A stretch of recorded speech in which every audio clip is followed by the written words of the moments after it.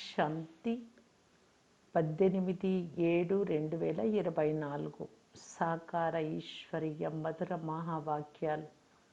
మధురమైన పిల్లలారా, సర్వీసు సమాచారం వినేందుకు చదివేందుకు కూడా మీకు ఆసక్తి ఉండాలి. ఎందుకంటే దీని ద్వారా ఉమంగ్ ఉత్సాహాలు పెరుగుతాయి.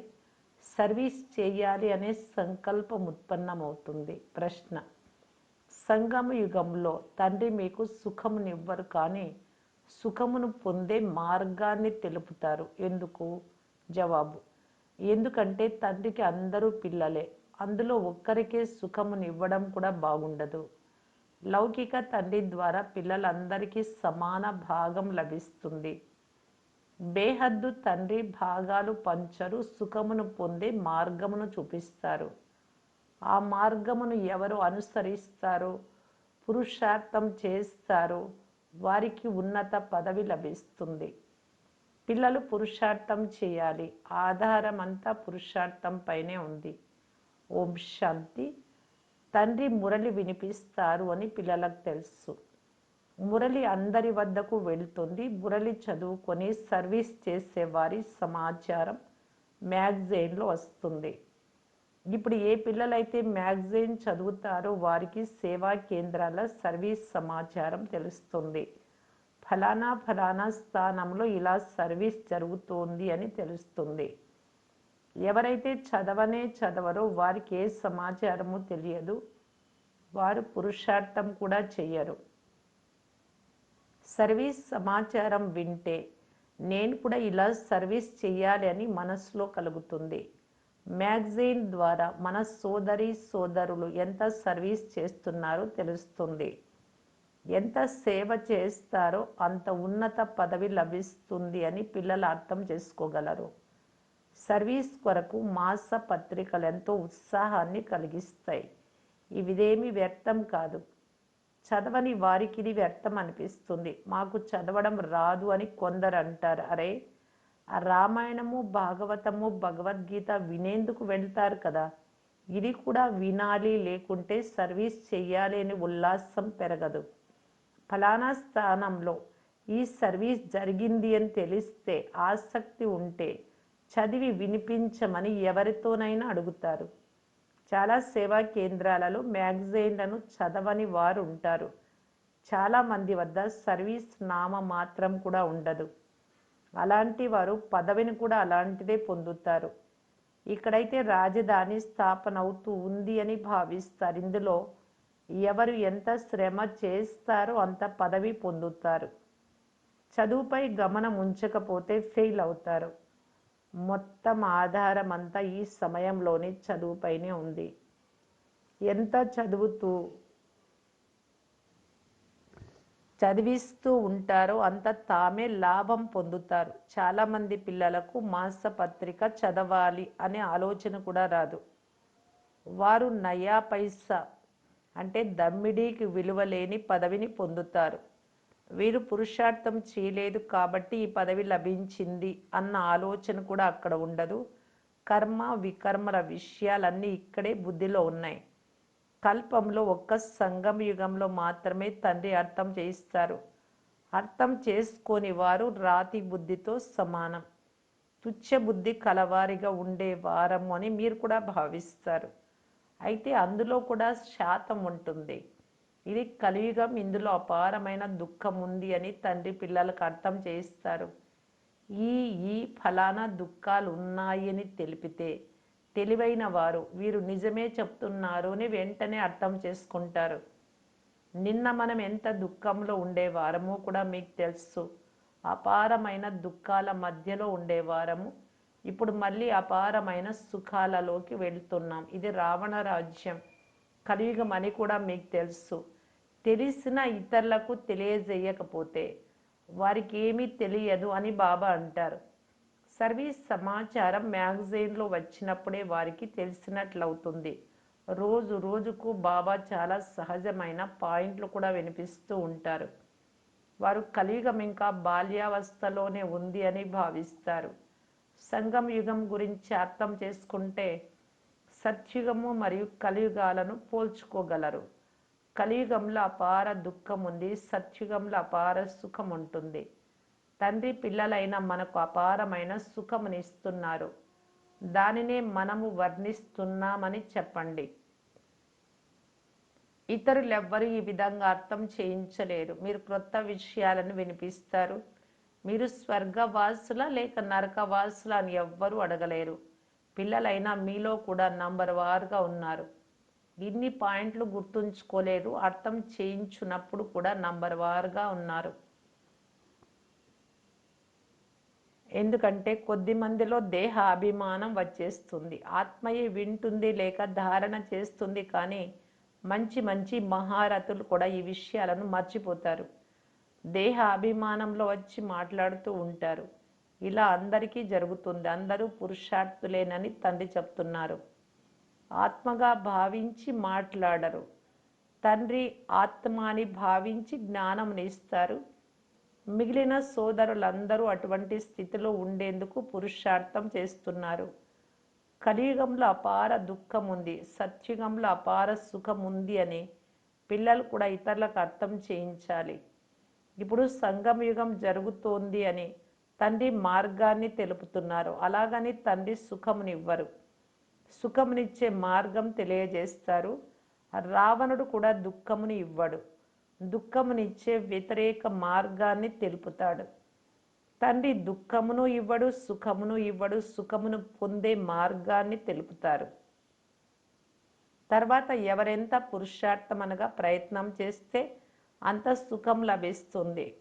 వారు సుఖమునివ్వరు. తండ్రి శ్రీమతమును అనుసరిస్తే సుఖాన్ని పొందుతారు. తండ్రి కేవలం మార్గమును తెలుపుతారు. రావణుడి ద్వారా దుఃఖానికి మార్గం లభిస్తుంది. ఒకవేళ తండ్రి ఇచ్చినట్లయితే అందరికీ ఒకే విధంగా వారసత్వం లభించాలి. లౌకిక తండ్రి వారసత్వమును పంచుతారు కదా. ఇక్కడైతే ఎంత పురుషార్థం చేస్తే అంత లభిస్తుంది. తండ్రి చాలా సులభ మార్గమును తెలుపుతారు. ఇలా ఇలా చేస్తే ఇంత ఉన్నత పదవి లభిస్తుంది అని తెలిపిస్తూ ఉన్నారు. అందరికంటే మేము శ్రేష్ఠ పదవిని పొందాలి అని పిల్లలు పురుషార్థం చేయాలి. చదువుకొని అందరికంటే ఉన్నత పదవి పొందాలి. వారంతా పొందుకొని నేను ఇలాగే ఉంటాను అని అనుకోరాదు. పురుషార్థం ముఖ్యం. డ్రామా అనుసారం తప్పకుండా పురుషార్థం చేయాల్సి ఉంటుంది. కొందరు తీవ్ర పురుషార్థం చేస్తారు, కొందరు డల్గా చేస్తారు. మొత్తం ఆధారమంతా పురుషార్థం అంటే ప్రయత్నం పైనే ఉంది. తండ్రి నన్ను స్మృతి చేయండి అని మార్గాన్ని తెలియజేశారు. ఎంత స్మృతి చేస్తారో అంత వికర్మల వినాశనం అవుతాయి. డ్రామా అంటూ డ్రామాపై వదిలేయకండి. ఇది అర్థం చేసుకోవాల్సిన విషయం. ప్రపంచ చరిత్ర భూగోళం పునరావృతం అవుతుంది. కాబట్టి ఇంతకుముందు ఏ పాత్రను చేశారో అదే పాత్రను తప్పకుండా చేయవలసి ఉంటుంది. అన్ని ధర్మాలు సమయానుసారం మళ్ళీ వస్తాయి. క్రైస్తవులు ఇప్పుడు 100 కోట్ల మంది ఉంటే మళ్ళీ అంతమంది పాత్ర చేయడానికి వస్తారు. ఆత్మ నాశనం అవ్వదు, దాని పాత్ర కూడా ఎప్పటికీ వినాశనం అవ్వదు. ఇది అర్థం చేసుకోవాల్సిన విషయం. ఎవరైతే అర్థం చేసుకుంటారో వారు తప్పకుండా ఇతరులకు అర్థం చేయిస్తారు. ధనమును దానం చేస్తే ధనము తరగదు. ధారణ చేస్తూ ఉంటే ఇతరులను కూడా షావుకారులుగా తయారు చేస్తూ ఉంటారు. కానీ అదృష్టంలో లేకుంటే తమకు తామే మేము నిస్సహాయులము అని భావిస్తారు. ఇతరులకు చెప్పలేకపోతే మీ అదృష్టంలో పైసా పదవి ఉంది అని టీచర్ చెప్తారు. అదృష్టంలో లేకుంటే పురుషార్థం ఏం చేయగలరు? ఇది బేహద్దు పాఠశాల. ప్రతి టీచర్కు తమ సబ్జెక్ట్ ఉంటుంది. తండ్రి చదివించే పద్ధతి తండ్రికే తెలుస్తుంది, మరియు పిల్లలైనా మీకే తెలుస్తుంది. మరి ఎవ్వరూ అర్థం చేసుకోలేరు. ఎవరికైనా అర్థం చేయించాలి అని పిల్లలైన మీరు ఎంతగానో ప్రయత్నిస్తారు. అయినా ఎవరైనా అర్థం చేసుకోవాలి కదా. బుద్ధిలో కూర్చోదు. ఎంత సమీపానికి వస్తూ ఉంటారో అంత చురుకుగా కనిపిస్తూ ఉంటారు. ఇప్పుడు మ్యూజియం, ఆత్మిక కాలేజీ మొదలైనవి కూడా తెరుస్తున్నారు.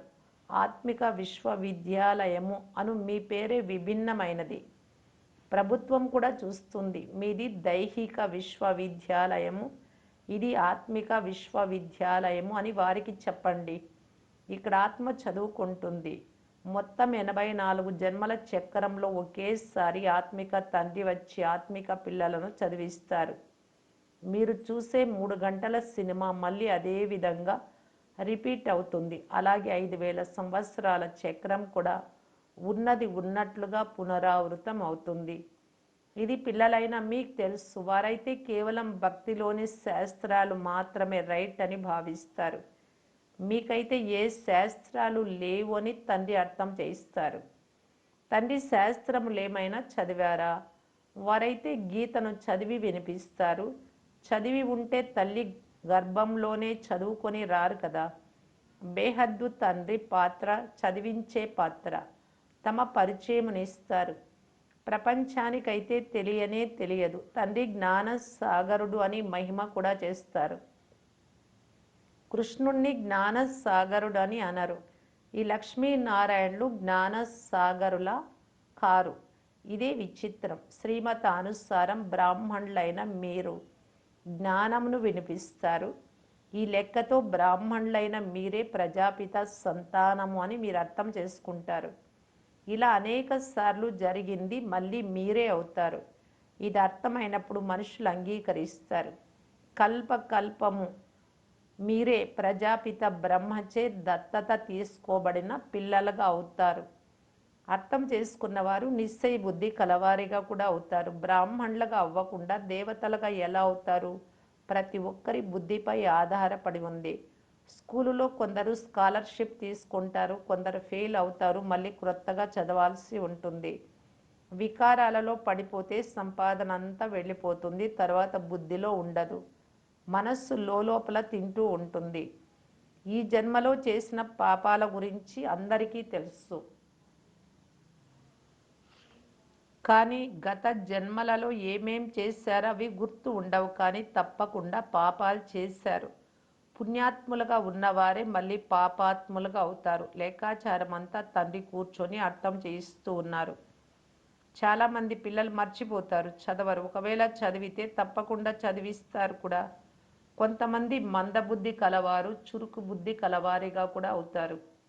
ఇది ఎంత గొప్ప చదువు! తండ్రి నేర్పించే ఈ చదువు ద్వారానే సూర్యవంశీ చంద్రవంశీ పరివారంలోకి వస్తారు. వారు ఈ జన్మలోనే చదువుకొని పదవిని పొందుతారు. అయితే ఈ చదువు ద్వారా పదవి క్రొత్త ప్రపంచంలో లభిస్తుంది అని మీకు తెలుసు. అది ఎంతో దూరంలో లేదు. ఎలాగైతే దుస్తులు మార్చడం జరుగుతుందో అలా పాత ప్రపంచాన్ని వదిలి క్రొత్త ప్రపంచంలోకి వెళ్ళాలి. వినాశనం కూడా తప్పకుండా జరుగుతుంది. మీరిప్పుడు క్రొత్త ప్రపంచానికి చెందిన వారిగా తయారవుతారు. మళ్ళీ ఈ పాత శరీరాన్ని వదిలేయాలి. నంబర్ వారుగా రాజధాని స్థాపన అవుతుంది. ఎవరైతే బాగా చదువుకుంటారో వారే స్వర్గంలో మొదట్లో వస్తారు. మిగిలిన వారు వెనుక వస్తారు. స్వర్గంలోకి కొద్ది మంది మాత్రమే రాగలరు. స్వర్గంలోని దాసీలు కూడా హృదయంలో స్థానము పొందే ఉంటారు.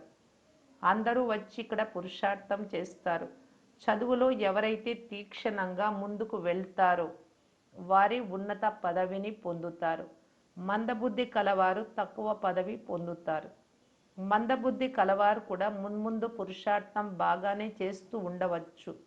కొంతమంది వివేకవంతులు క్రిందకి కూడా వెళ్ళిపోతారు.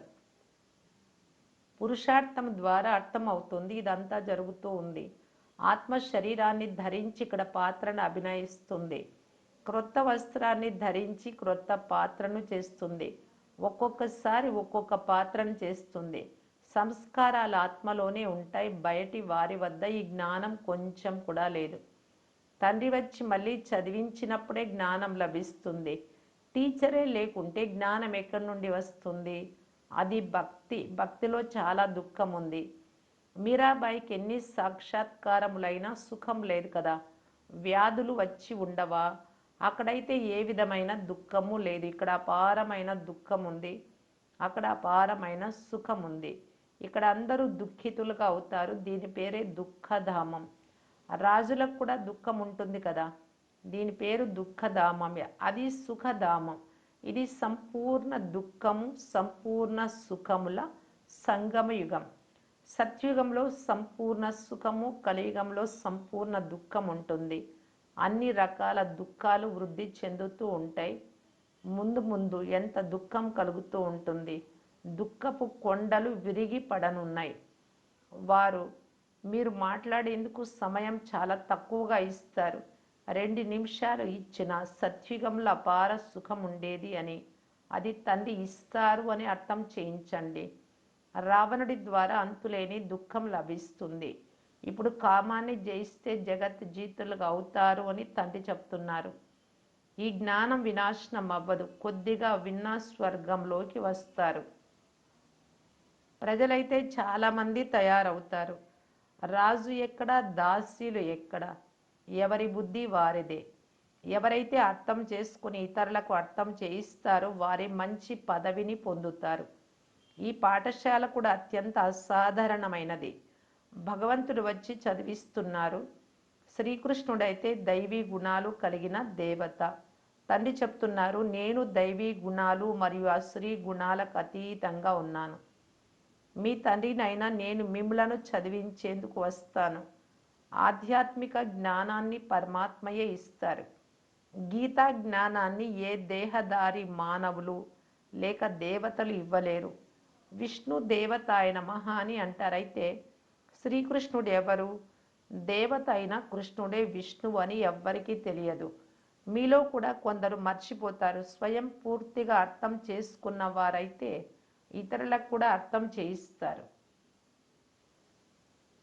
సర్వీస్ చేసి రుజువు చూపిస్తే సర్వీస్ చేశారు అని అర్థమవుతుంది. అందువలన తండ్రి చెప్తున్నారు, సమాచారం వ్రాయండి. కొందరు ప్రదర్శన చేసి సమాచారం ఇస్తారు. బాబాకు ప్రతి విషయం గురించిన ఫలితం కావాలి. చాలామంది బాబా వద్దకు వస్తారు, తిరిగి వెళ్ళిపోతారు. అందులో లాభం ఏముంది? అలాంటి వారిని బాబా ఏం చేస్తారు? వారికి లాభం లేదు, మీకు లాభం లేదు. మీ మిషన్ వృద్ధి జరగలేదు అని అర్థం కదా. మంచిది. మధురాతి మధురమైన అపురూపమైన పిల్లలకు మాతాపిత బాప్దాదాల ప్రియ స్మృతులు మరియు గుడ్ మార్నింగ్. ఆత్మిక పిల్లలకు ఆత్మిక తండ్రి నమస్తే. ధారణ కొరకు ముఖ్య సారం. ఫస్ట్ పాయింట్, ఏ విషయంలోనూ ఆధీనులుగా అవ్వరాదు.